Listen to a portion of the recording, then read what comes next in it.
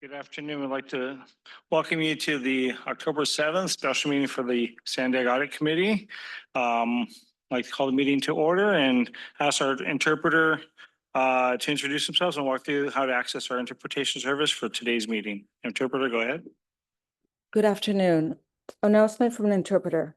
To use the interpretation feature, please scroll to the bottom of the Zoom screen where the meeting controls are. Click on the interpretation icon, the world, and select English as your language. If you're joining through the Zoom mobile app, cell phone, tablet, etc., please press ellipsis, then interpretation, and then choose your language. Finally, click on mute original audio to not hear the original Spanish flow in the background. Headsets are available for interpretation. If you're in the meeting room, please check out a headset from the receptionist in the lobby. Buenas tardes. Aviso por parte del intérprete. Para hacer uso del servicio de interpretación, favor desplazarse a la parte inferior de la pantalla de Zoom, donde aparecen los controles. Haga clic en el icono de la interpretación, globo terráqueo y seleccione Spanish. Si está utilizando la aplicación móvil de Zoom, celular, tableta, etc., presione los puntos suspensivos, luego interpretación y luego el idioma. Si no desea escuchar el audio original en inglés en el fondo, por favor seleccione Mute Original Audio, silenciar audio original. Contamos con auriculares disponibles para el servicio de interpretación. Si se encuentra en la sala de reunión, favor de pedir auriculares con la recepcionista en el vestíbulo. Gracias. Thank you.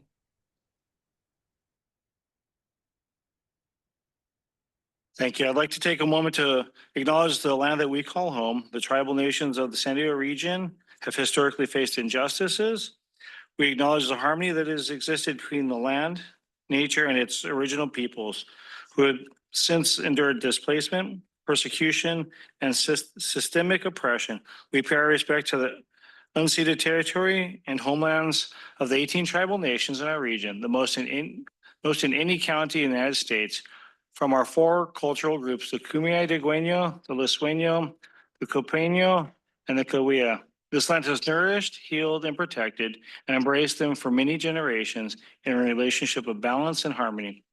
As members of the SANDAG community, we acknowledge this legacy. We aspire to learn from indigenous traditional knowledge and experiences in undoing the injustice of the past.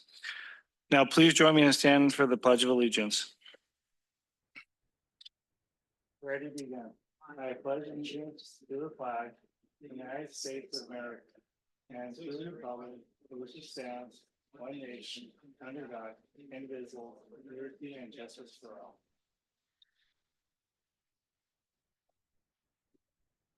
Thank you. Want to confirm with our clerk, Michael, do we have a quorum?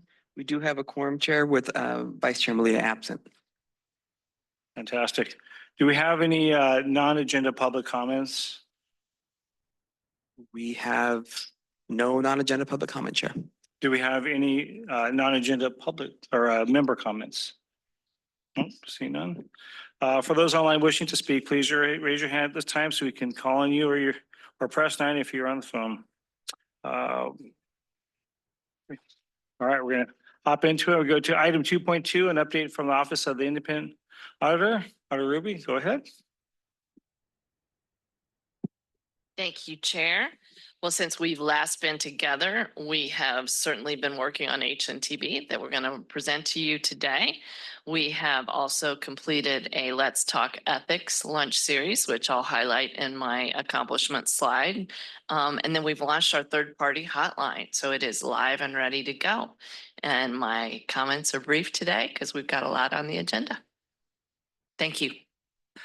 Thank you. Do we have any public comments, Michael? We have no public comment on this item, Chair. Okay. Any member comments? Nope, see none. We're going to go on to the approval of the meeting minutes from our last meeting onto item 3.1. Any public comments? No public comment on consent, Chair. Okay. Any member comments? No. Do I have a motion in a second? So moved. All right. We'll go ahead and vote. Sorry, Chair, can I get the motion in the second term, please? Motion by Dorsey, second by Nicholson. Thank you.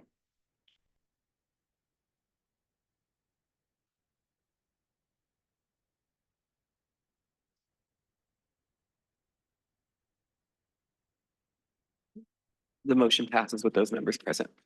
All right, fantastic. We're going to move on to item 4.1, a summary of the Office of Independent Auditor, Performance Auditors, Performance Audit of SANDAG's contract and project man over HNTB.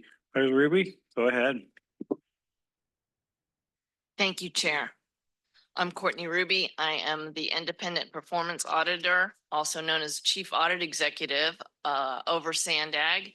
And today I'm going to be presenting with my team the performance audit of SANDAG's contract and project management over HNTB. And my team includes Michelle Ludwig, Deputy Independent Performance Auditor. But I want to take a second to say that when Michelle joined us in December, she was an audit manager. And this was her initial audit. And by now, she's a Deputy Independent Performance Auditor.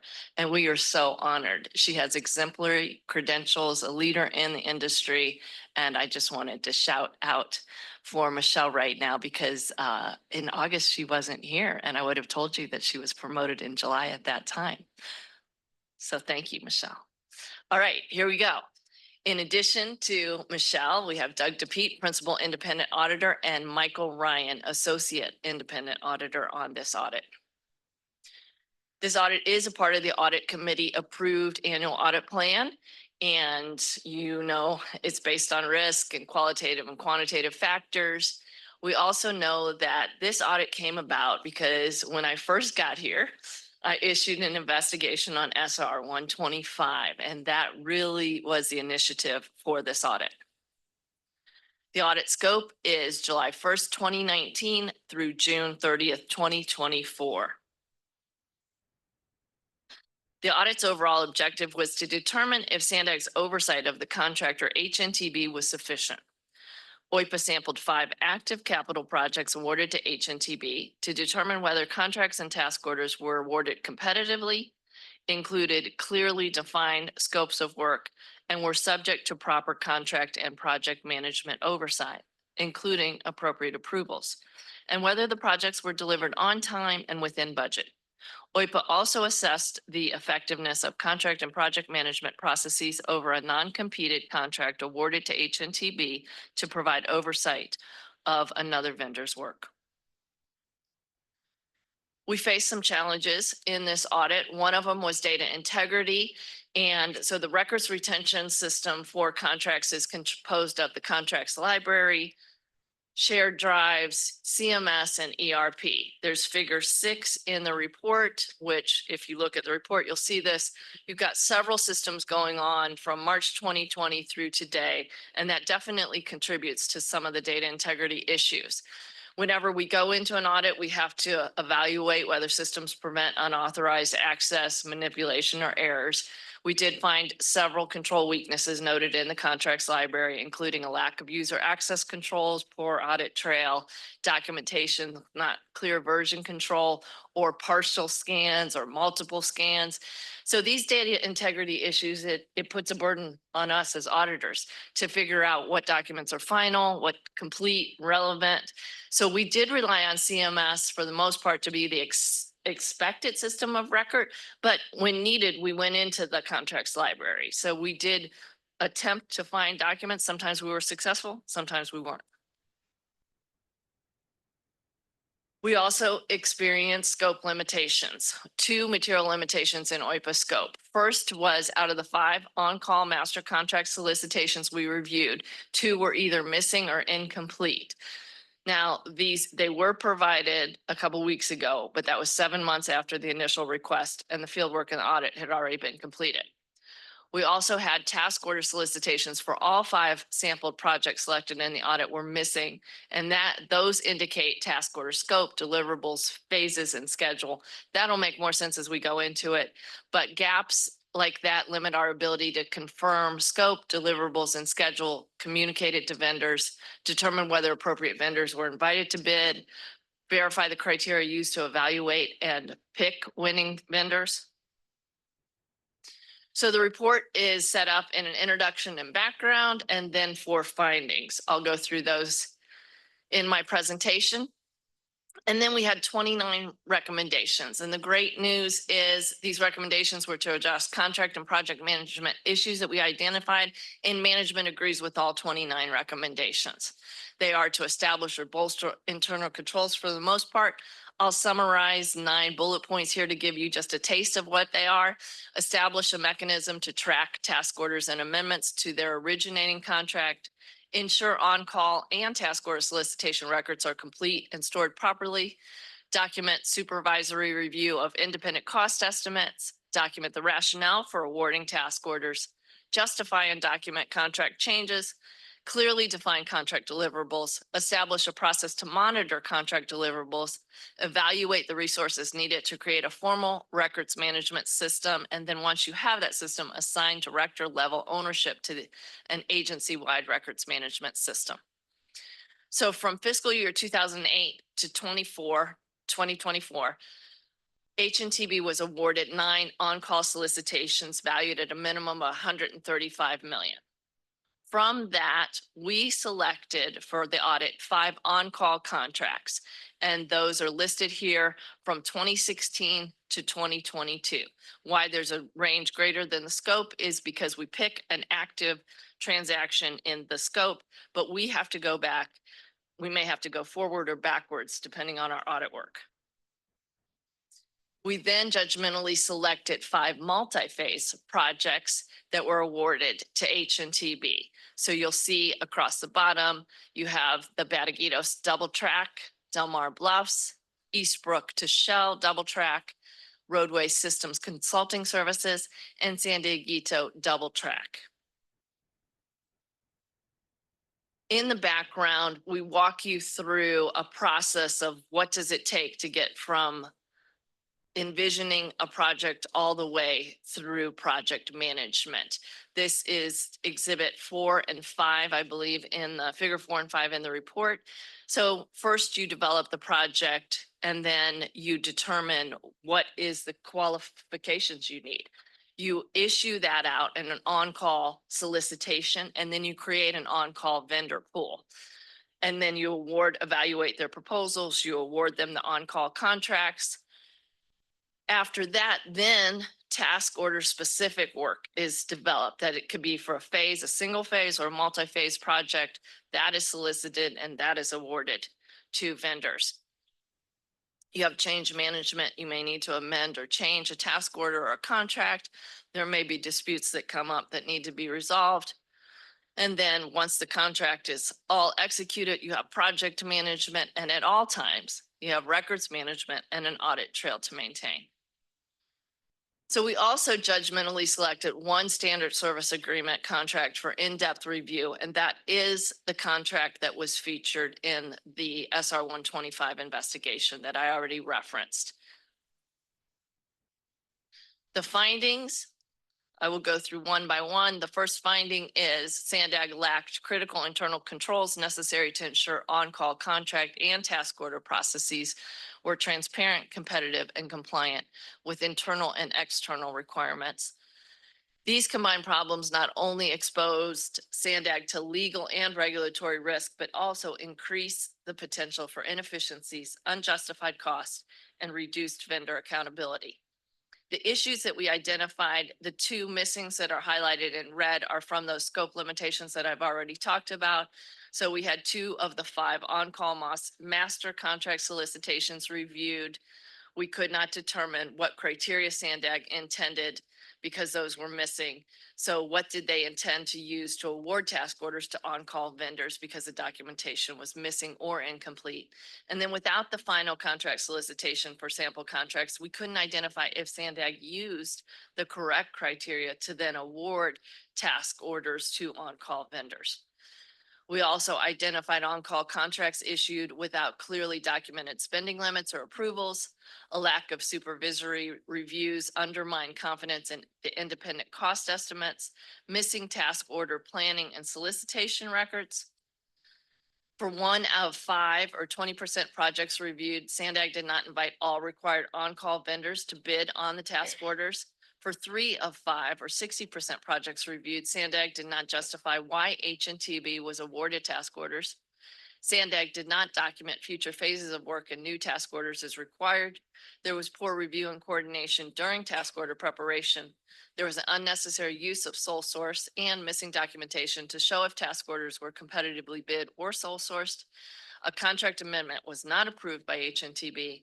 A task order amendment awarded was based on an engineer continuity rather than firm qualifications. And the dollar value on a task order amendments did not match the supporting documentation. We have 7 recommendations in this finding. The first is to establish a review process to ensure independent cost estimates are current, complete, and approved by a manager. And then there is supervisory review on this process. Recommendation 2, to create a tracking mechanism to link task orders and amendments to their originating task order solicitations for phase projects. Recommendation 3, for ongoing and new HNTB contracts and projects, ensure task order solicitations, evidence of who received invites to bid on the task order, and justifications of vendor selection are added to the appropriate task order record in CMS or clearly identified as missing or not found, and then also have supervisory review here. Recommendation 4, update contract templates to clearly indicate whether the work is standalone or multi-phase. Recommendation 5, develop and document a control to verify project managers properly document rationale for awarding task orders to on-call vendors, including why competitive bidding was not used if the task orders were awarded via sole source. Recommendation 6, establish policies and procedures for when to use a new task order or amend an existing task order. Recommendation 7, update contract templates to ensure spending limits are accurately documented as required and approvers' names in addition to signature are present. Then there was a repeat recommendation from a previous contracting audit, and this is for the Office of General Counsel to assist to create more internal controls around approval and signature of procurement transactions. Finding 2, SANDAG's project management of task orders awarded to HNTB lacked critical internal controls over cost estimating, budgeting, deliverables, and schedule monitoring. The issues identified point to a broader lack of oversight and process discipline in how SANDAG developed, monitored, and closed out task orders. This exposed the agency to financial risk, project delays, inconsistent results, stakeholder dissatisfaction, and diminished public trust. I'm going to talk about cost issues first and then timeliness. So when it came to cost, only 29% of the task orders included a cost estimate amount needed for us to assess the project cost. So that's the independent cost estimate really is a starting point for negotiations with HNTB. Out of only 9 of the 31 task orders that we looked at had all the necessary information to evaluate end-to-end project cost. And that will tell us if the project was appropriately scoped and the project costs were properly estimated. This gives you a larger picture in relation to dollars that approximately $38.4 million was awarded for the 5 sample projects that we looked at, yet approved spending increased to 40.9 million. The orange is the total award. The blue is the total spending. This is another look at that cost information. We did, when we drilled down, we found that 26 of the task orders were completed at or below the initial amount awarded, resulting in a cost savings of 5.1. 8 exceeded their initial award by 7.6 million for a net overrun of 2.5 million. Now we look at the timeliness issues. So we looked at 30 task orders and only 4 of those task orders included documentation needed to assess timely completion of projects. Why is that? Well, 26 of the task orders were missing documentation, so we couldn't evaluate them. Then we had 4 task orders that were still active, so the project wasn't completed yet, so we couldn't determine the timeliness there. So we only had 4 task orders that had enough documentation to evaluate timeliness. Of those 4 task orders, only one task order, let me pause. One task order had no amendments extending HNTB's schedule. However, the closeout date on this was 4 years after the original deadline. Of the 3 remaining task orders reviewed, we identified task orders with missing or incorrect project schedules contributing to the project delays. And when we asked SANDAG about this, they stated that in several of the files, they placed this note. According to SANDAG, in the cases where project deliverables were due after the task order had originally lapsed, the agency was aware the task order amendments were set to expire before the work was completed. We responded by saying, by including work due beyond the master contracts and or task order expiration date, the vendor was either authorized to perform work after the legal authority of the master contract and or task order had lapsed, or issued a task order that was already invalid due to the expired period of performance. We have 9 recommendations in this section. The first recommendation is to develop a control to ensure project managers prepare and retain complete, detailed, independent cost estimates for all task orders in accordance with the procurement manual. Recommendation 2 is to standardize project management task order templates to require a clearly defined list of deliverables, responsible parties, and due dates. Recommendation 3, require project managers to document the date vendors complete the final deliverables for task orders and retain evidence in the contract file, and then require supervisory review to ensure this compliance. Recommendation 4, establish a formal project management process for monitoring project schedules, including periodic updates and milestone tracking. Recommendation 5, require all amendments include a revised project schedule when extending the timeline or modifying deliverables. Recommendation 6, require written justification for all scheduled extensions and do not allow undocumented schedule changes. Recommendation 7, train project managers on contract monitoring responsibilities. Recommendation 8, establish a quality control process to audit a sample of task orders quarterly to ensure proper documentation is maintained, and a list of other things. Recommendation 9, incorporate adherence to policies and procedures into project managers' annual performance evaluations and require supervisors to sample project managers' work and document compliance during annual evaluations. Finding 3, poor contract development and lacks oversight of HNTB service agreement to oversee another vendor. So this again is the contract that was identified in the investigation, and we identified several issues with contract design, deliverables, and oversight of HNTB's contract for overseeing the vendor responsible for the development and implementation of SANDAG's back office system at the toll facilities. We found 37 out of the 56 contract task orders did not have a corresponding deliverable. 14 tasks required HNTB to provide oversight of ETAN, but SANDAG did not define what oversight meant. 2 of 9 contract deliverables were not linked to a specific task in the contract.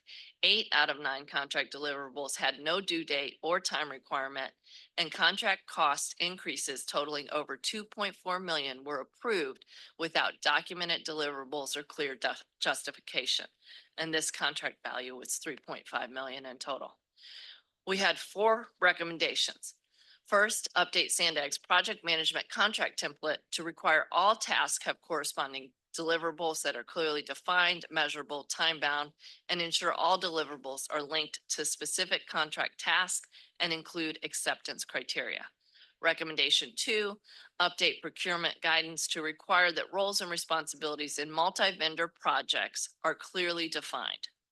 Recommendation 3, establish a checklist-based review process for all contract amendments to ensure changes in scope, deliverables, cost, or schedule are fully documented and justified. Recommendation 4, established a centralized, secure, and auditable repository for storing vendor deliverables during the life of each project. Finding 4, poor records management impacts project and contract oversight. This isn't a new recommendation, as we've said, or a new issue. We've called this out in previous audit recommendations for previous audits. in contracting. We also talked about data integrity at the beginning of the presentation, but SANDAG's ongoing documentation issues stem from longstanding internal control weaknesses, including decentralized record keeping, a lack of standardized processes, and insufficient staff training and management oversight. Although prior audits identified these problems and some corrective efforts are underway, critical gaps persist, contributing to inconsistent, incomplete, and unreliable contract records. We have 6 recommendations in this finding. First, to review and update all ongoing and new HNTB contract and task order documents in CMS to ensure the final versions are complete, correctly labeled, and properly loaded. Recommendation 2, review and update CMS data fields for HNTB contract and task order records to ensure key data is there.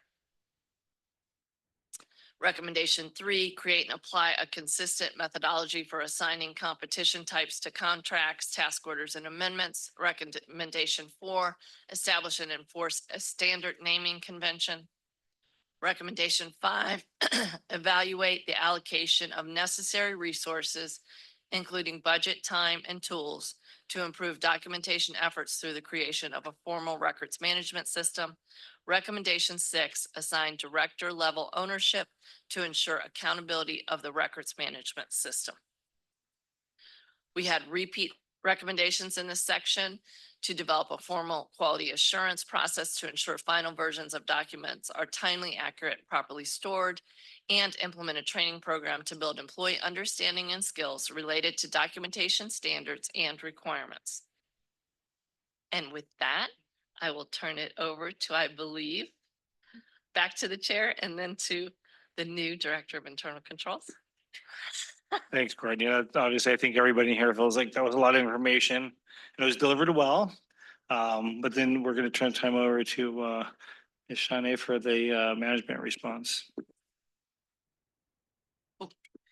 And I'll start a little bit opening before Shanae goes in detail and really puts the brains behind the analysis here.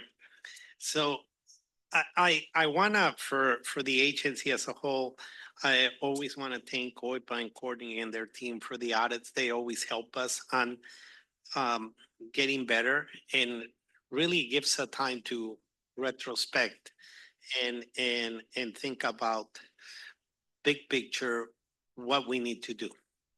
There are some recommendations. Courtney will talk about them, but I'm going to talk about what I'm learning and beyond the recommendations.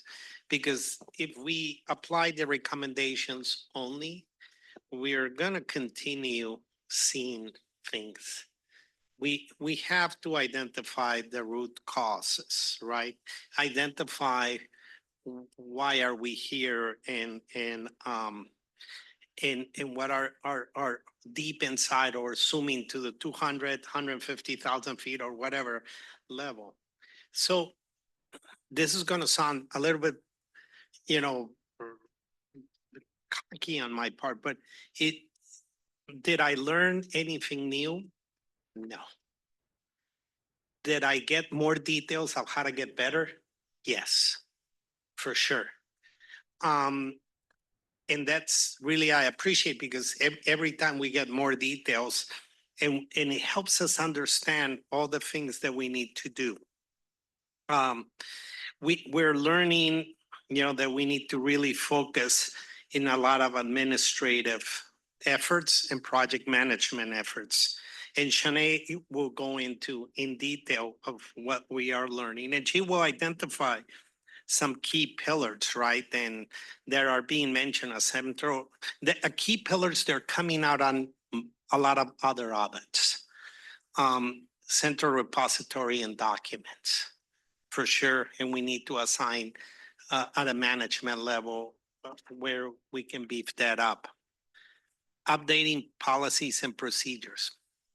Look, we need to update a lot of policies and procedures, but we need to take it to the next level. We need to create all those policies and procedures and bucket them into an administrative manual, into a project delivery, project management manual, update our procurement manual, which the team has been doing an incredible job on that.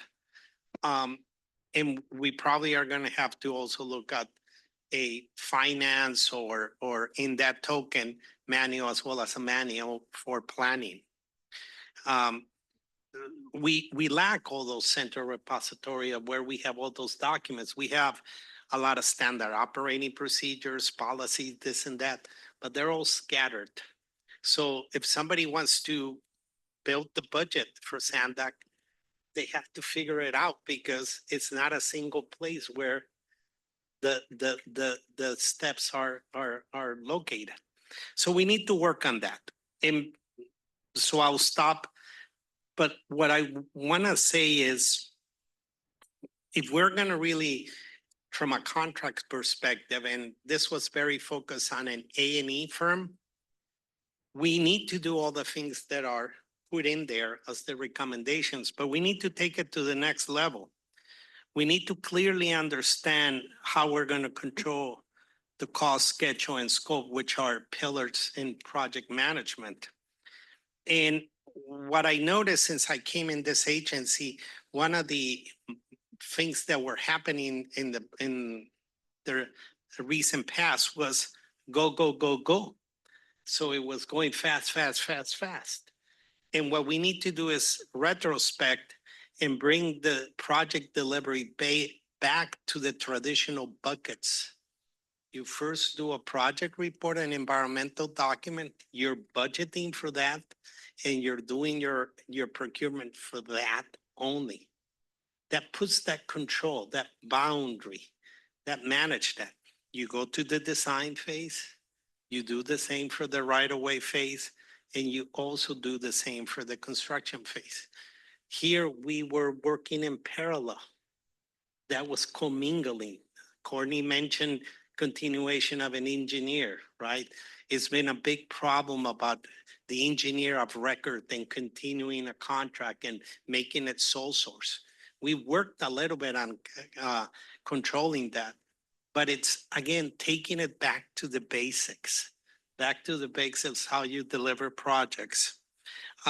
So we will be also from a future contracts for A&E, we are evaluating into moving to a more specific area prone on-calls, meaning or area specific or geographic area. San Diego now North, San Diego South, the A&E contractor, we select them, and then we issue task orders instead of having a huge bench where we do mini competes and then there's misinterpretations that maybe they were selected from the bench, this one or this other one. We just do one single procurement, maybe for a rail specialist, light rail, heavy rail, I don't know. The teams will have to define. So there are bigger things that we need to really focus in order to start avoiding this recurrence of findings that we keep seeing. And I'll let Sinead take it over from there. We're also very happy to answer any questions once she's finished from what else we have learned. Okay.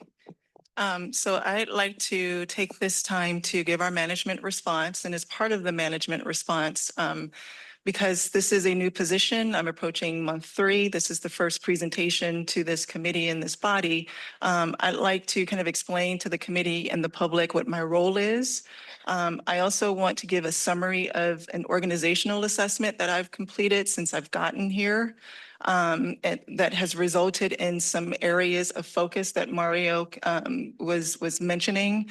And then I want to overview our management response to the HNTB audit and the connection to the work that's been identified in my organizational assessment. So my role here at SANDAG is threefold. It's to, one, make sure that we are compliant with regulations, our own policies and procedures, and any other relevant guidance that may exist. Secondly, I am here to make sure that we are efficient with the use of resources. Those are both financial resources and staffing resources. We're entrusted with public funds, and because we're entrusted with public funds, We need to be proper stewards of that money. And we're also employing some of the best and brightest minds here at SANDAG. So we want to make sure that their time and their expertise and their efforts are maximized. Lastly, I am here to make sure that we are strategically planning and being very deliberate about thinking through organizational risk and being strategic in our approaches to address them. My approach is threefold. It's one, to coordinate internal controls and process improvements within the organization. Two, it's to be transparent and communicate what we are doing with our stakeholders, this committee, the board, and the public. And three, it's to synchronize audit efforts. And what I mean by that is aligning audit efforts across various audits that SANDAG participates in and have a coordinated response to those recommendations. So it may be known to you, but I will say it anyway, that SANDAG is an agency that undergoes multiple audits by multiple entities outside of OIPA. So while we're responsive to OIPA's audits, we also have to have the same attention to detail and responsiveness to some of the other audits as well. So to illustrate this point, I'd like to provide an overview of some of the audits that occur with SANDAG on a periodic basis. So some disclaimers. This list is based on my internal review and the audits where staff were engaged in terms of time and resources when I first came on. It's not inclusive of our financial audits or other audits that may be underway, but it's to show you that we are basically dealing with over 250 recommendations at a particular point in time. Some of those recommendations are related to transnet audits.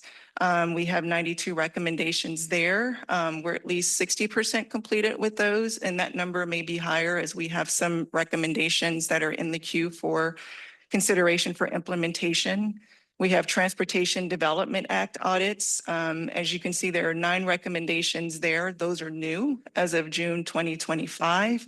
And then, of course, we have the OIPA audits. You'll see a count of 178 audits. OIPA's records will show 179. I didn't count the audit that was specific to OIPA itself. So of these recommendations, the next question for myself was, what do these recommendations have in common, and what is the root cause contributing to so many recommendations? So when I did my analysis of all of the recommendations, I assigned categories to the recommendations to try to get a sense of what we are dealing with. So those categories were items such as training, standard operating procedures, documentation. And so what I want to highlight on this particular slide, as you can see, standard operating procedures were largely trending. I also want to mention central repository and documentation, which tends to be a theme that we have seen in multiple audits, as well as training, which you see there at 9%. So from an internal controls perspective, those 3 areas are frameworks that are foundational to us addressing the root causes of some of the issues and for some of the audits. And these are areas that I have prioritized for us to address first as it relates to the recommendations that we have. So for example, to illustrate this, this slide is showing that we have audits that have the theme of standard operating procedures from, let's say, the OIPA Procurement Part 1 audit, the OIPA Procurement Part 2 audit, and then the OIPA sole source audit, which were already on our radar and we're actually addressing.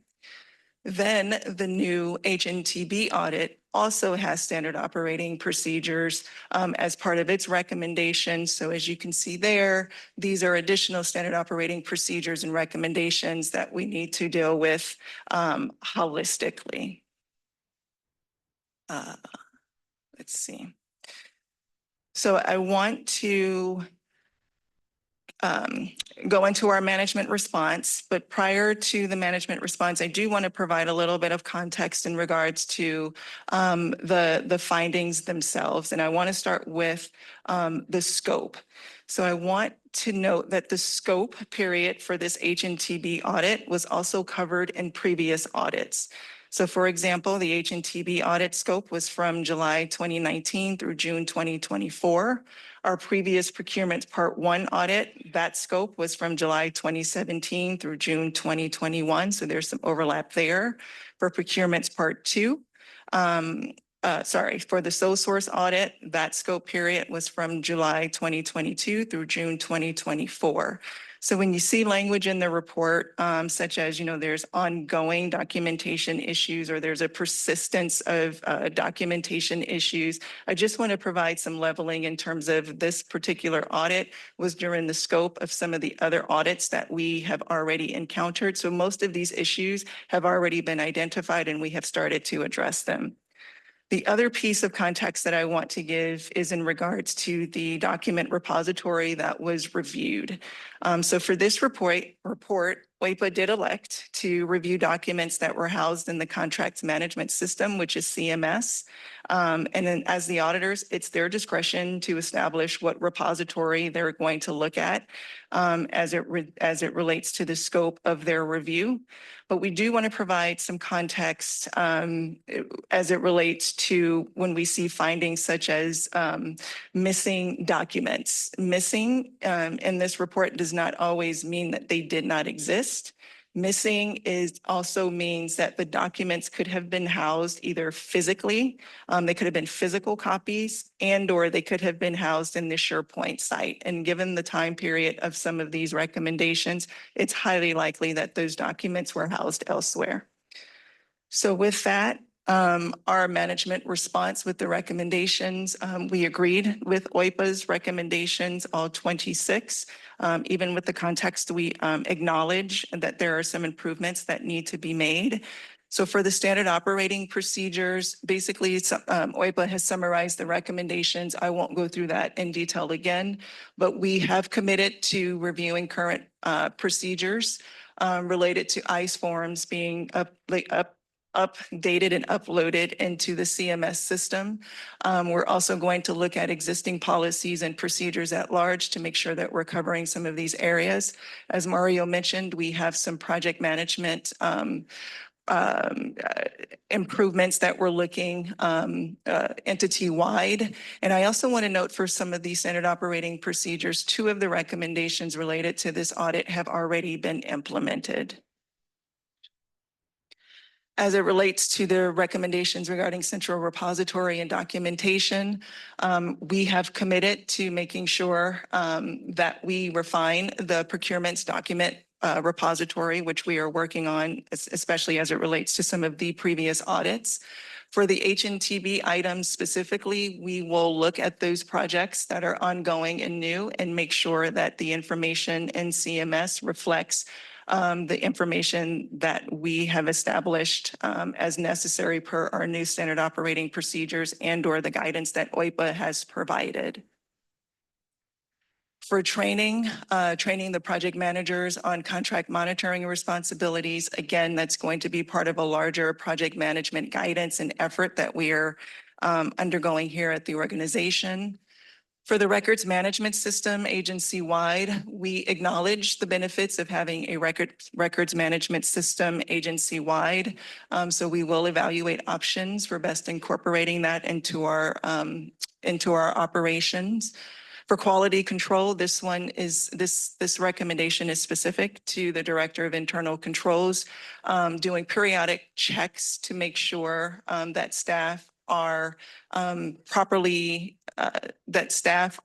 including proper documentation per our standard operating procedures. Once we have those standard operating procedures established, I'll do 2 baseline quarters to see where we are and then make a determination if quarterly is necessary and/or if we can go to a yearly rotation with spot checks.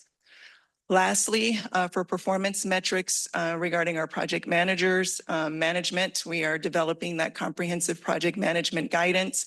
And part of that guidance will include making sure that there are regular status update meetings with senior directors and at the CEO level to monitor project progress. Say that 10 times fast. Lastly, the next steps is just establishing a cyclical review process where we work to address recommendations that are coming due, while also identifying recommendations that are upcoming. We will also be reviewing timelines simultaneously. So if there are areas, target dates that have been pushed out where we can address those sooner, we will look to do so. But we wanted to also make sure that we flag for the committee and to the public that with the recommendations, we are asking our staff to handle and manage recommendations while at the same time handling their current duties. So we wanted to be mindful of that with the target dates and our recommendations. And we also realized that we're approaching the holiday, so we wanted to be reasonable in terms of the amount of time off that will occur with staff. And with that, that concludes my presentation. Thank you. Well done. You know, I can't imagine how different it is to sit on that side instead of being on this side. For the first time in understanding both sides, I think it takes a great balance within your professionalism, obviously, and with your experience to be able to do that. So very much appreciated. I'm wondering if any of the committee members have comments. Yes, Agnes, go ahead. So a lot to unpack here. I actually have two comments, one for management and one for OIPA. I want to go to the management first. I mean, I totally understand that, you know, you have 250 recommendations to deal with from all the current, the previous audits. That's a lot. I want to make sure that SANDAG step back, like what Mario said earlier, and don't just focus on, you know, because all these 250 recommendations will generate a lot of activities and procedural manual and forms and reviews. But that's a tool, right, to get to a mean. And the mean is, you know, the end outcome. I want to make sure SANDAG has a good way to measure the final outcome. Are they the desired outcomes? Let me give you some examples. So a couple comments is one is related to strengthen project management. Usually it means that you have clear scope, project is on time, on schedule. I want to make sure, you know, we start measuring, and maybe you're already doing that, it's just not in this report. How many projects that have no significant change order? Because then that tells you, okay, the scope was clear, so we didn't have make a lot of changes. How many projects don't have major, you know, are not over budget? How many projects are not on schedule? I think those measurements actually means a lot more than did we check off this whole 250 recommendations. So you could put in a lot of controls and activities and process and still don't give you the desired outcome. So I hope that management and the board don't lose sight what is the outcome that we try to accomplish. So. For sure. You know, again, you mentioned the magic words in project management, right? Cause, scope, and schedule. And we have launched our first status meetings. We had created a PPM division that it's now creating metrics. We are scoping an appropriate software to track projects and also upload resources that will help us for our budget. So we are working on scoping the tools. We are working on implemented basic project management principles. And we are working with our project managers on a PM Academy where we can have discussions, not just on the manuals, the process, or whatever they need to do, but the reasoning, right? What the common sense of, it could be from a person at home thinking about a home improvement to here, a major infrastructure project. So we have put into work those tools, those metrics of trying to identify how many projects are on schedule, how many projects go beyond their budget, how many change orders are we going to have. Now, I'm going to back up a little bit more. And having clearly bucket the projects in their appropriate phases is what's really going to allow us to budget appropriately. You do a project initiation document to do what? You do a project initiation document to identify the footprint of a project so you could scope the environmental process, the environmental document process. So I'll give you an example. Today, the team came on a project, I won't mention it, and they said, we're going to need $9 million for the environmental phase. We look at the plans and we go, well, what are you clearing? What type of a environmental document? Negative deck. Well, did you do the PIT that really identified the scope and the magnitude to identify what resources you're going to be hitting? An older person like me would say, you probably are going to need double that amount. So you're going to bust the budget because you thought that you were going to be able to streamline this project. Again, fast, fast, fast. Let's do it right. So I hear you. We are developing those metrics. We are trying to identify. We have started the status meetings with all the project managers, and where we go line by line with each project, and we again track the cost, scope, and schedule. We are beginning also to assemble a contracts management team. We have our contracts unit that awards contracts. Once that contract is awarded, task order, we're going to have a team who's going to be monitoring on, is the task order on time? Is the task order burning more? Those different things that are basic PM tools that need to be tracked. So yes, we are trying to develop all that. A lot of those things are not identified in the 200 something recommendations. They are part of processes. And yes, there's going to be times that we may not meet the due dates for those recommendations, because to me, it's more important to set the framework for success that would allow to deliver those recommendations later on. Great. Yeah, I'm so happy to hear that you are measuring those metrics. So these recommendations and the implementations of them should help, to improve, those metrics, right? But I just want to make sure the recommendation itself is not the end of, the process. It's really just a tool itself, because, sometimes I've seen maybe we just spend so much time and effort on just the activities, but not the outcome, right? So. And I really appreciate your comment, because there's going to be a moment, and I was trying to say in between the lines, that there's a moment that we need to pause sooner or later and come up with that broader strategy. And that's my job, right? That falls on me. OIPA is doing their job and bringing up issues.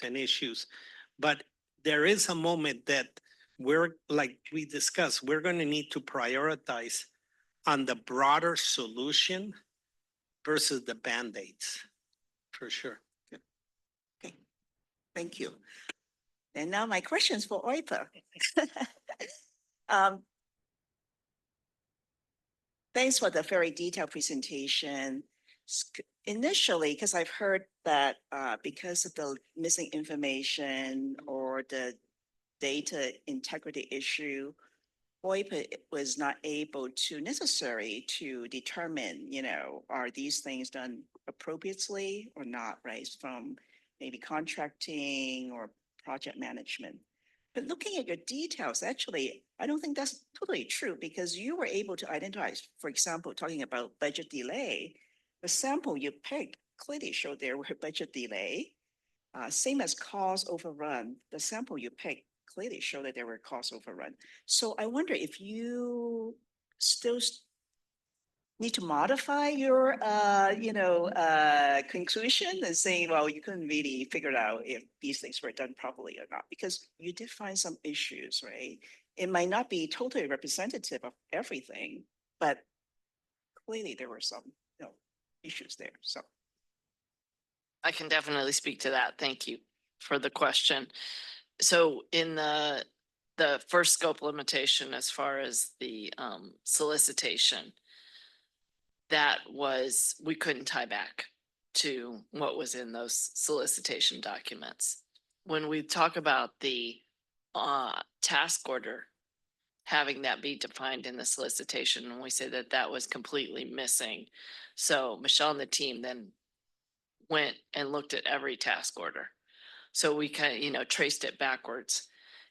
But we still didn't have that initial task order solicitation that said, this is what the project scope is, this is what the deliverables are, right? So we could look at the data because there was obviously task orders were awarded.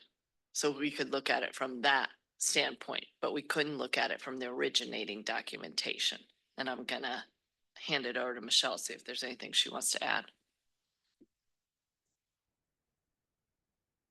Actually, I would just further that up, which is because we didn't have the origination point, we couldn't get to a definitive answer at the end as to what it should have been. We could only go from, this is what we awarded initially and the cost went up or the time went out. But because we didn't have the original documentation, we couldn't take it all the way back to what was planned. If that makes sense.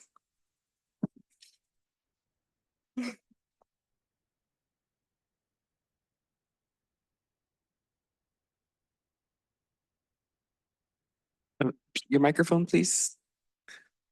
Right?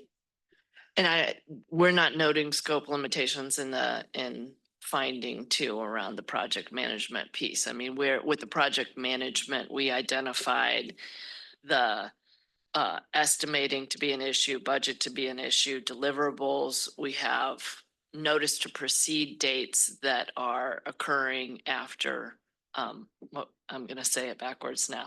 They had notice to proceed letters that were after the date of the deliverables being due. So there's a lot there as far as project management that those scope limitations did not impact us from doing.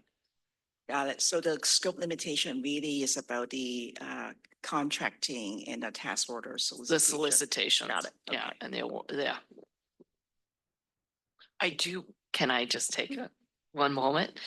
Because when I presented the recommendation, I did not present that we did have a recommendation implementation timeline based on risk that is in the audit. And we had talked about that previously. So I just wanted to highlight that. And these are things based on what we see, how we categorized what should be done immediately, what's a longer time period to do. But that has been incorporated in this audit. And so from the standpoint of, I hear the overall operational plans and processes that need to be put in place. And I do think that there are certain things that need to be buttoned down sooner than later. And we said, I said that at the previous meetings, that without doing that, there's an exposure, right? And I think to both Mario and Shanae's presentation of wanting to get beyond this level of recommendation, to get into a different, to move beyond this, to really have these back to basic recommendations implemented. And then I think there'll be we'll be looking at different findings.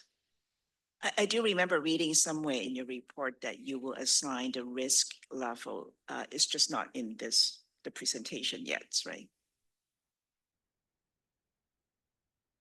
Wonderful, thank you. Member Dorsey, go ahead. You're okay? Okay. Yeah, it's interesting because I sit here and obviously I'm sit on the board as well. And so understand the genesis of where this audit came from and some of the frustrations and perhaps some of the hostility from the board members of how we got here. Still ring true. And, I have to remind myself because again, I'm human, to remember that this is not an investigation. It's not, Courtney's not the sheriff, even though she does have a deputy. But this is an audit and I think that there's a lot of people who think we're trying to beat up HNTB. I think that's where the genesis was. but it's also exposed a lot of things that are from all of our vendors and the contractors and everything through the agency.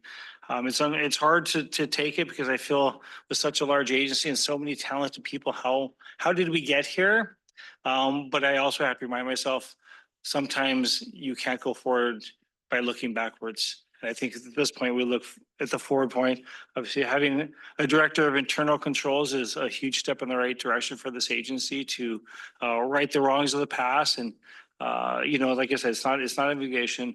We're not trying to place blame. We're not trying to get somebody. We're not trying to do something that would cause malice. I think that all of us have the same interests, whether as members of this committee or of the board or whatever it might be, or the employees of the agency, that we really want to get back to doing, not to say that the right things weren't being done.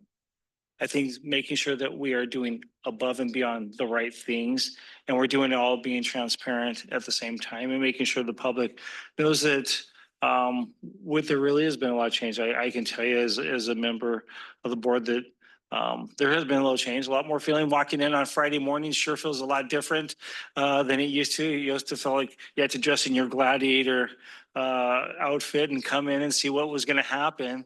Now you come in and I think there's some real interest of all the board members wanting to be part of something amazing.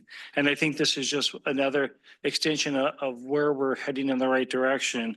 I do have a few questions. So with HNTB, you mentioned A&E.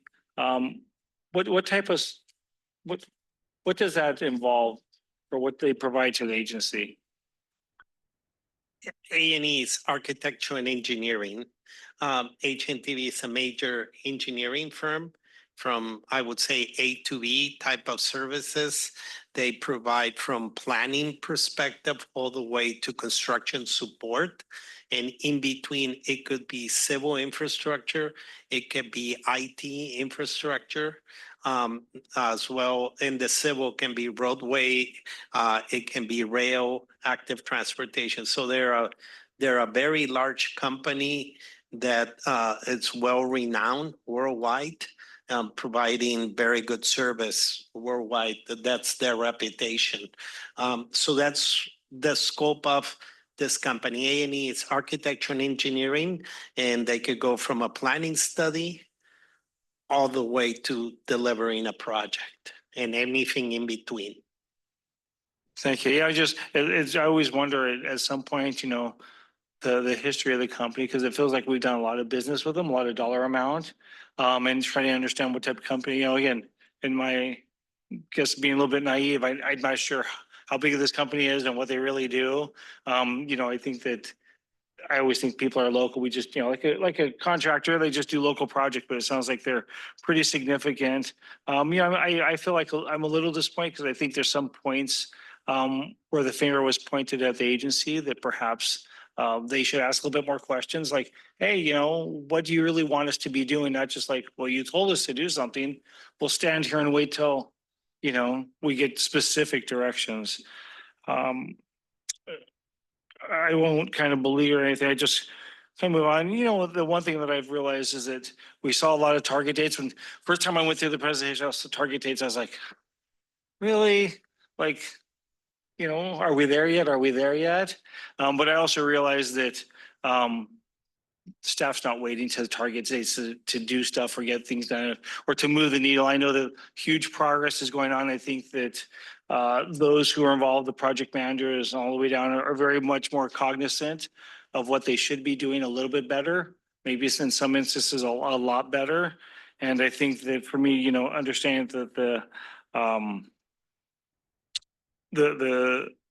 timelines really are at the completion date. We're not waiting until September of 26 to actually say, hey, we'll go ahead and start doing what we said we're going to do. I know that there's ongoing. I think that there is some point where we will see some of the points and recommendations and everything finish up. And I believe that's going to happen sooner than later because I know that staff is committed to getting done. I know we have a CEO who is also committed to it. And we also have a a great team of auditors who are going to be watching, make sure management does what they say they're going to do. And as timelines do change and there's a clear understanding, perhaps share that information with this committee, the board, and the members of the public. And that's really all I have to say about this. I want to thank the audit team and also internal controls and the CEO and the rest of the team for their response and taking seriously what this committee has been reviewing and the work that the audit team has done. So I think that's good. I know that I hope that my fellow board members on Friday feel the same way I do because, you know, and again, it really is just we need to move forward. And again, the agency is still running, projects are still moving forward. And making sure that we just do that in a better manner is the hope. So, yeah. You want to follow up on that? I wasn't in those board meeting. I can only imagine why this particular vendor was, you know, being looked at, right? Because there's a lot of dollars in the last many years. The interest, I'm not sure how the board will take the OIPers, you know, finding, basically say, well, you really cannot tell if it was appropriate or not appropriate, how they were selected, right? So some people might find it not very satisfying answer because they were hoping that you can come and say, hey, look, you know, there's a problem or not. But I also think that, you know, I agree with you that we need to move forward. The one big concern for me was, you know, the SANDAG hired HNTB to supervise the ETON implementation. The implementation didn't go well, but that supervision also didn't go well. So my question is, you know, going forward, you know, as SANDAG, like who will make sure that when SANDAG spend a lot of money to hire a consultant who to perform certain functions, that will be done well, and if not, like the escalation process and how to make decision rather than having it, you know, for a long period of time. That it went on for a long time, right? So Yeah, and I really appreciate that comment. And we have really, I can't remember the numbers, but we have increased the size of our project management department division in dividing it into several portions of specialties. We have a program project management department now or division that it's going to focus on tracking tools. We are going to have, and we have, an ITS specialty team who's focusing on the scopes of work, on the program and requirements, and creating, you know, like OIPA has recommended, those strong guardrails. We are working with our Director of Engineering and Construction on reinforcing the manuals and bringing in either people who are talented in the areas of the specific subject that needs to be supervised. The responsibility of overseeing a product does not lay only on the consultant. It lays on the agency also. And we need to own that. And we need to work on that. And that's part of the learning curve as an agency and part of a succession plan. So we need to work on setting proper guardrails, setting the standard operating procedures, but we need to also create a culture of not just pass it on the responsibility to the consultant. The agency has a responsibility also. So we're working into that, and that's in addition to creating all the processes, the steps, the manual. It's a cultural shift in the agency. I really appreciate the question because the responsibility of that project you mentioned, as well as other projects, don't fall on one single company or individual. It's a group effort, and if the group doesn't have the talent overall and the knowledge to leverage each other, it's not going to be a success. So those are the things that we need to be working on from a larger perspective. Most of the project managers, SANDAG employees, or are they more like a outsourced consultant type? The PMs are SANDAG employees. Now, we need to make sure that the PM for a specific project is an expert in that specific field that they're delivering a project. The oversight for construction management sometimes falls more, the resident engineers fall more into, and design engineers are consultants. So the PMs may be very good in tracking costs, schedule, and scope. But we also need to develop a group that does QA, QC, quality control, quality assurance on the product that goes out or the product that's being developed or formulated. So that's a missing piece that we need to work on also, on that culture and education process of also having an office engineer that it's reviewing the plans, it's reviewing the specifications on each project and not rely just on the consulting putting it out, right? You have to have somebody watching it on this side also. So I truly appreciate the question because I know where you're going, and we do need to start working on that middle chain of also the QA QC portion. Okay, Yeah. thank you. Yeah, I can tell you from the board side is that, I think you hit the nail on the head that, when we saw it in our presentation today, that, they said the agency didn't define oversight of ETAN. And, that's hard to swallow. I think that's where this really came from, having this audit, because obviously ETAN had some big failures. And back then, those failures weren't brought to the board. Nobody knew about them except for on the executive level, and they kind of tried to work through them. It didn't work. And so HNTB kind of became the bad guy, if you will, because they were part of this. And we had lots of other contracts, and it cost the agency quite a bit of money and a lot of reputation. And so I think that, that's where HNTB got into the mix. But again, like I mentioned, it has exposed some areas throughout the agency, throughout all of our contracts and vendors and how we do business that we can do better in the future. So it's not so much about getting the bad guys. It's just about doing the right thing. So we do have some time limitations for today. You I'm public sorry. comment. Thank you. I appreciate that. Are there any public comments? We have no in-person public comment, and I'm not seeing any hands raised, so no public comment on this item, Chair. Okay. I think so. Yeah.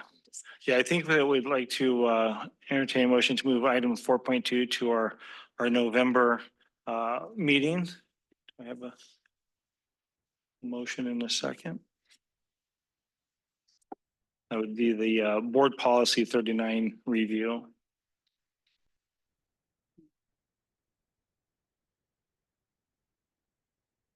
Do you do it now or? To move it to November, so I just made a motion, just need a.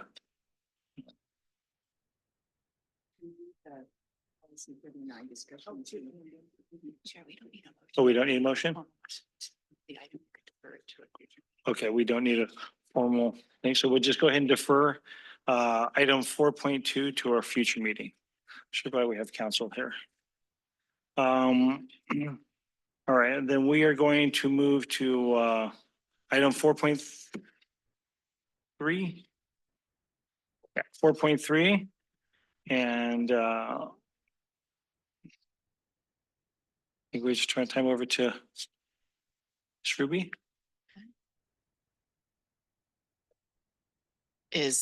There we go. I think this is for. Okay, I am honored to have the opportunity to present the accomplishments of myself and my team from November 2024 through October 2025. The audit committee does have the responsibility to conduct the independent performance auditor's annual performance evaluation, and this presentation gives you a review of the year. So from my perspective, it's really about going deeper and setting the stage to be a model performance audit shop. That is what the last year has been. So our mission is to create a model performance audit shop. Well, what is that? A model audit performance shop in government is characterized by high standards of independence, competence, objectivity, and its ability to produce transparent, high-impact audits that drive government improvement and accountability.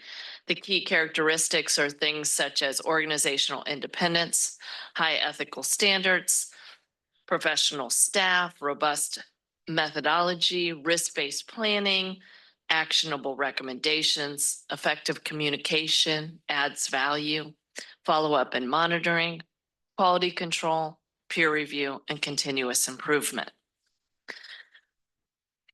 So that is what much of a model performance audit shop is, and we design our system standards and expectations to achieve that in all areas. When I talk about setting the stage, it really goes back to you appointed me, I came in, we investigated a lot for the first year. And really, we kept our audits going, we kept everything going, but we didn't really get a chance to pause. Right. So this past year, when we're setting the stage, we know the vision, we know what we want to accomplish. We will be a model performance audit shop. The assessment of the office, that's where we go first, right? So now when we catch our breath, where are we and where are we going? Of course, we're prioritizing impact because we want to make sure that we use these limited resources for the greatest impact. Communicate clearly. You all know from the day I got here, it was about how do we communicate clearly? How do we shorten reports, make them more concise, communicate it so you know instantly what are the findings, what do we need to talk about, what do we need to address? So purposeful communication to increase understanding and buy-in, expand our presence, audits, investigations. Let's talk ethics. The hotline. We're trying to operate, fire on all cylinders because it's all a part of it.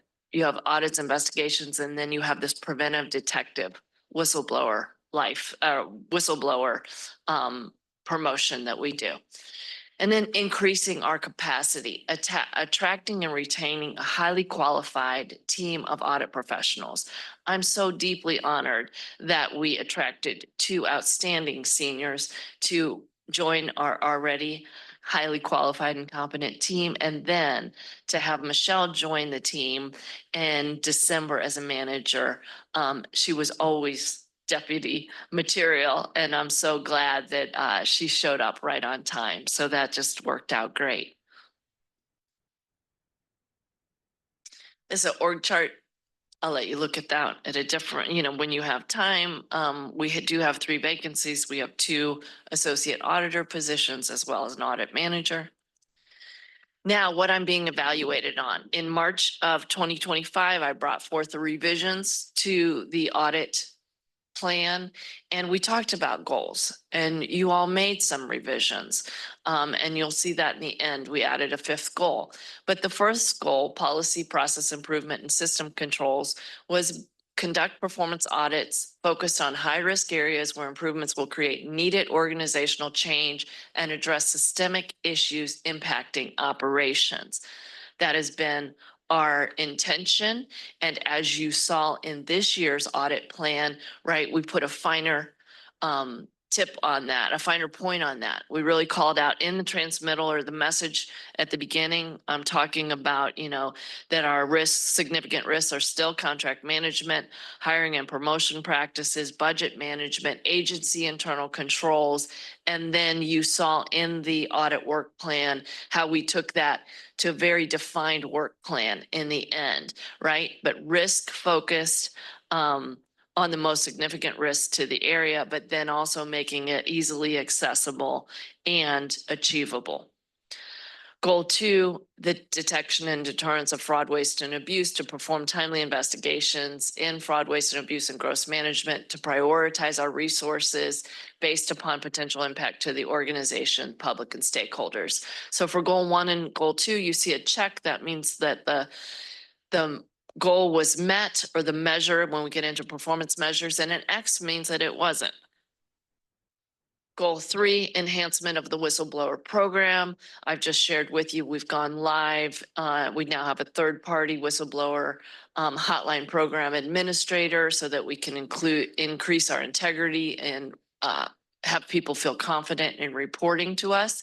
We've been out there and educating SANDAG employees and the government body on OIPA's whistleblower program, why it's important, protection against retaliation. We've launched this Let's Talk Ethics survey, which is a part that we're always promoting the whistleblower hotline as a part of that series. Did we develop a contract outreach program? No, we didn't. We were a little busy. We didn't get to this one, but we will get this. This will definitely get done for next year. Goal 4, development and monitoring of corrective action plans. You know, what I really love about this is that from last year to this year, we improved that process. The report got clearer. The process went to continuous monitoring and verification. So we are, once the management provides us information in implementing a recommendation within 30 days, we're evaluating that documentation, determining if it's verified. You'll see in a minute, hopefully, Emily's going to flash up the dashboard. For the online dashboard is live as of today. And so you're also going to be able to go on and look online to see in the implementation status. Goal 5, administration. These were the new ones, right? Effective tracking of audit committee requests. I do believe that since we put this on, that we have continued to track your requests, and that everything that you've asked has shown up in this forum. Also the successful recruitment and retention of staff, as I already mentioned. When we talk about the performance measures for this fiscal year, our goal was for productivity and increase whistleblower hotline awareness. The first was audit and investigation reports per auditor, 1.5. We met that. Budgeted versus actual hours of expended per audit, we didn't meet that. We changed time software. We had staff transitions. So we felt like our data wasn't really good on this, and we can't, given that we didn't meet this. So that's just where we are. However, and I'll review all the things that we've done in these two over this performance period, you'll see all the things that we accomplished. So, and not everything was an audit or an investigation. So we utilized hours in other areas, and that certainly plays into our budgeted hours. Employee whistleblower hotline education and outreach events. We did 3 in the Let's Talk Ethics series, and I'll highlight that quickly in the end. Transparency and accountability, status of corrective action plans. I already touched on that. We clarified the format. We've brought it to you. Not only are we bringing it online, we've revamped the annual report as well, made it clearer. We included updated statistics so you could see management's commitment to get through, to implement their recommendations. And then we also provided the external tracking for the audit recommendations, and that's the last one. So that was met. For leadership, the percentage of strategic goals that I went through, the target's 90%, that was met. We only had one item that we didn't meet. The fostering collaborative, respectful, and productive working relationships, that's in your court.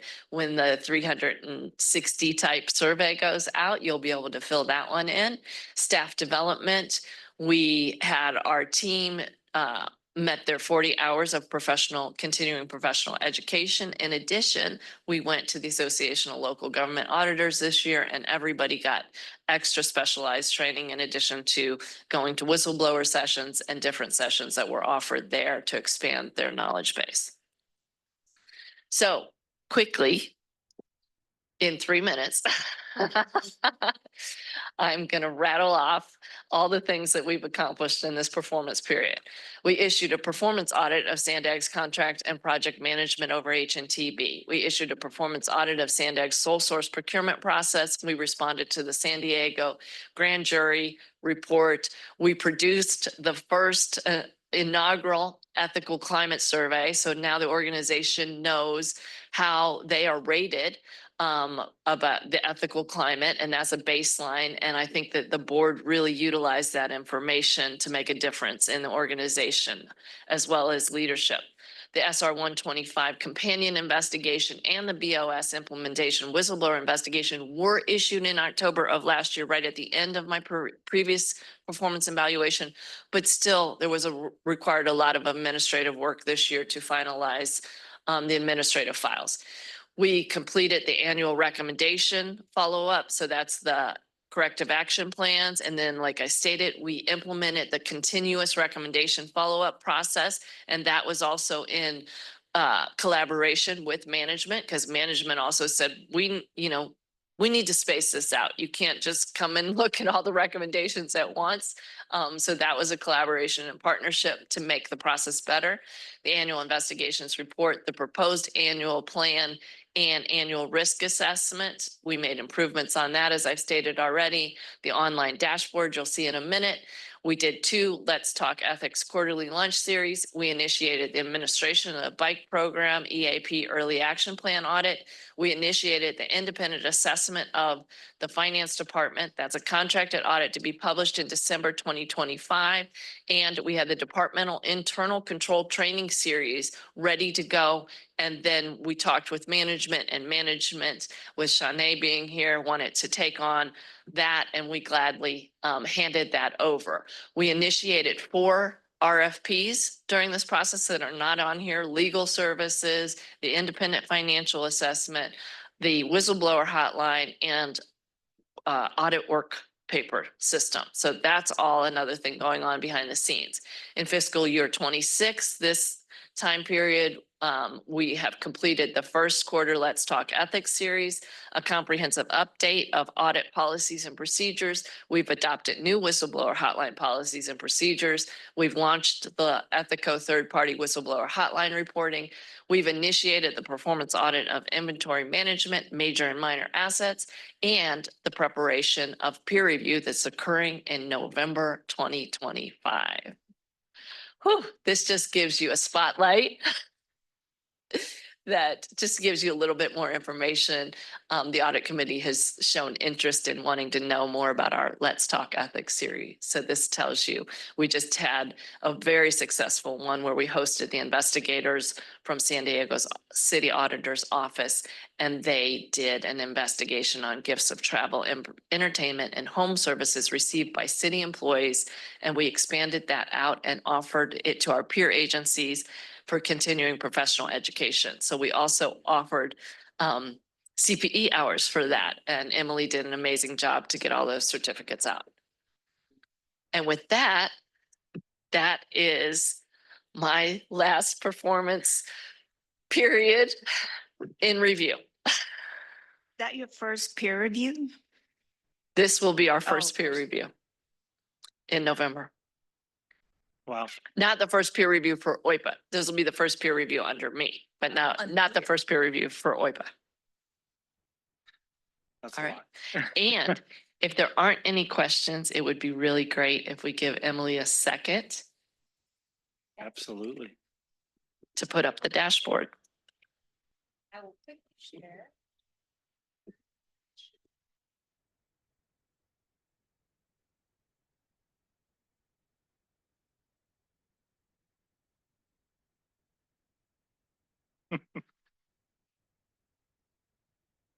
Yeah.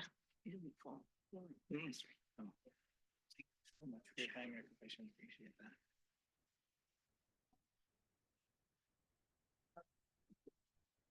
Agnes needs to leave, so we can show you Thank you. next time. Yes, thank you.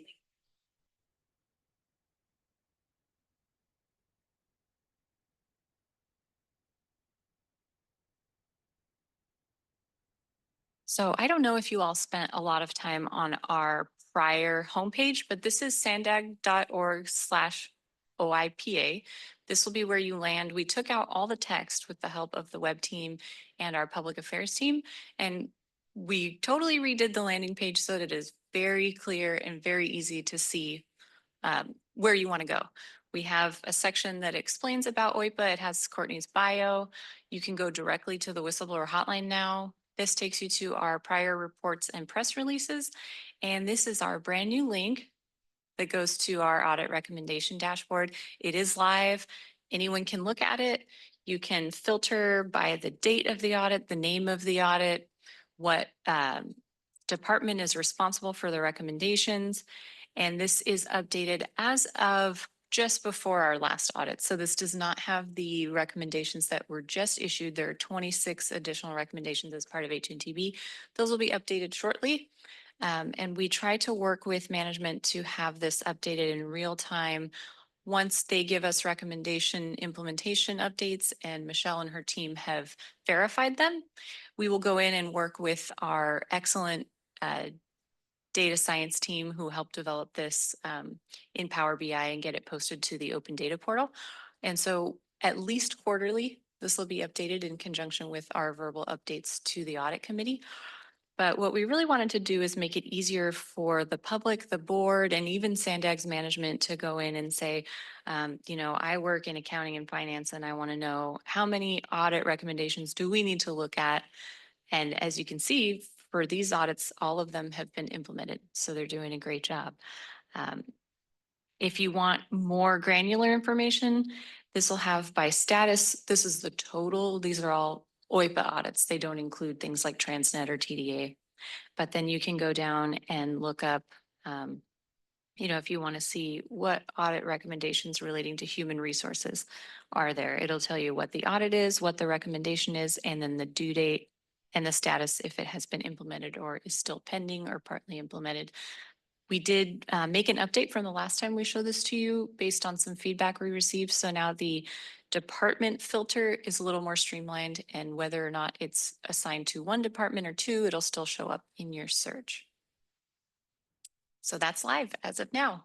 Anyone can use it. Wonderful, thank you. That does take us to the end of our agenda for today. Our next regularly scheduled meeting will be November 14th at 9 a.m. Thanks for everybody's attendance at the special meeting. We are adjourned.